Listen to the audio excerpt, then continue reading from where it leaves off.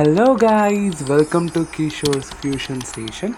இன்றைக்கி என்னோடய ஸ்டைலில் ஒரு கேரட் ஹல்வா ரெசிபி தான் பார்க்க போகிறோம். நான் ஒரு 100 கிராம்ஸ் ஆஃப் பாதாம் நல்லா பொடியாக தின்னாக ஸ்லைஸாக கட் பண்ணி எடுத்துக்கிறேன்.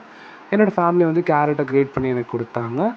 இதுதான் நமக்கு தேவையான இன்க்ரீடியன்ஸ். ஃபர்ஸ்ட் ஒரு 100 ml ஆஃப் கீயை ஊற்றி ஒரு 2.25 கிலோ ஆஃப் கேரட் நான் எடுத்துருக்கேன். கிரேட் பண்ணி அதை ஹாஃபாக குக் பண்ணி எடுத்துக்கிறேன். அது குக் ஆகிற கேப்லேயே ஏலக்காய் இடித்து எடுத்துகிட்டு ஒரு 10 ஏலக்காய் கிட்ட, அதுக்கப்புறம் ஒரு 2.25 லிட்டர் பால் காய்ச்சி ஆற வச்ச பாலை ஊற்றிக்கிறேன். இந்த கேரட் ஹாஃப் குக்டாக இருக்கும்போதே நீங்கள் ஊற்றிட்டாலும் ப்ராப்ளம் இல்லை, நல்லா குக் பண்ணுன்றது அவசியம் இல்லை. இந்த பால் ஊற்றினதுக்கப்புறமா ஒரு 250 ml ஆஃப் க்ரீம், ஒரு small pack of milk powder ஊற்றி நல்லா மிக்ஸ் பண்ணி விட்டுக்கிறேன்.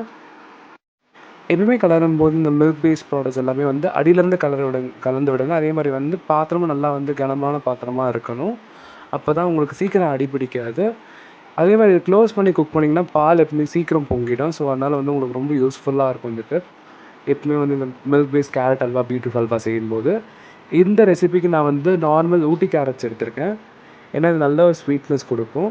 இல்லைனா நீங்கள் ரெட் கேரட்ஸ் ஒரு டெல்லி கேரட்டுன்னு சொல்லுவாங்க, அதுவுமே யூஸ் பண்ணிக்கலாம் காஜர் ஹல்வாக்கு. இந்த ஸ்டேஜில் இடித்த ஏலக்காய், பேலன்ஸ் இருக்க 250 ml ஆஃப் க்ரீம், அதுக்கப்புறமா small pack of milk powder போட்டுக்கிறேன். இது நல்லா கொதிக்கும் போது செகண்ட் ஹாஃப் போட்டுக்கோங்க. இப்போ நல்லா இந்த பால் ஹாஃப் டு குவார்ட்டராக ரெடியூஸ் ஆகணும். அந்த கேரட்ஸ் நல்லாவே குக் ஆகி வரும். அதனால தான் நம்ம இனிஷியலாக சாட்டே பண்ணும்போது நம்ம ஃபுல்லாக குக் பண்ணலை. ஏன்னா அந்த மில்கில் நல்லா குக் ஆகி வரும்போது அந்த மில்கில் அந்த ஃப்ளேவர் நல்லா இறங்கி உங்களுக்கு கேரட் ஹல்வாவுடைய ஃப்ளேவர் சூப்பராக இருக்கும்.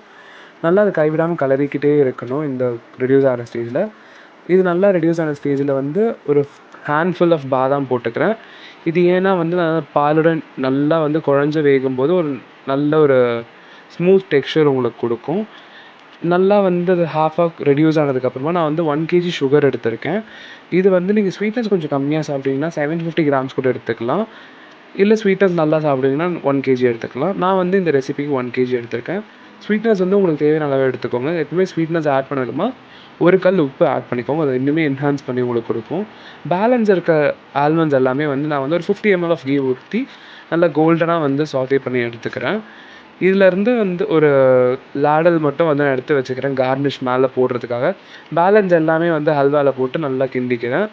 எப்பவுமே சர்க்கரை ஆட் பண்ணுறதுமா ரொம்ப கிண்டிக்கிட்டே இருந்தோன்னா அது பாகுபதம் வந்துடும். அப்போ உங்களுக்கு கேரட் ஹல்வா ஒரு பர்ஃபி கன்சிஸ்டன்சி வந்துடும். அதே மாதிரி ஹீட்டில் எடுக்கும்போது கரெக்டாக லாஸ்ட்டாக நான் கோவா ஆட் பண்ணிக்கிறேன். உங்களுக்கு கோவா கிடைக்கல, அன்ஸ்வீட்டன்ட் கோவா கிடைக்கலன்னா நீங்கள் cream and milk powder double the amount எடுத்துக்கோங்க, இன்னும் நல்லாயிருக்கும்.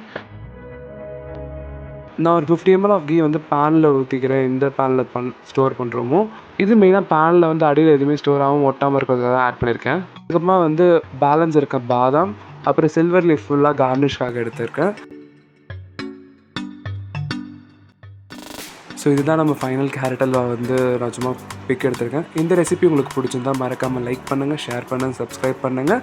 அண்ட் இதை கண்டிப்பாக ட்ரை பண்ணிட்டு கீழே கமெண்ட் பாக்ஸில் கமெண்ட் பண்ணுங்கள். தேங்க்யூ.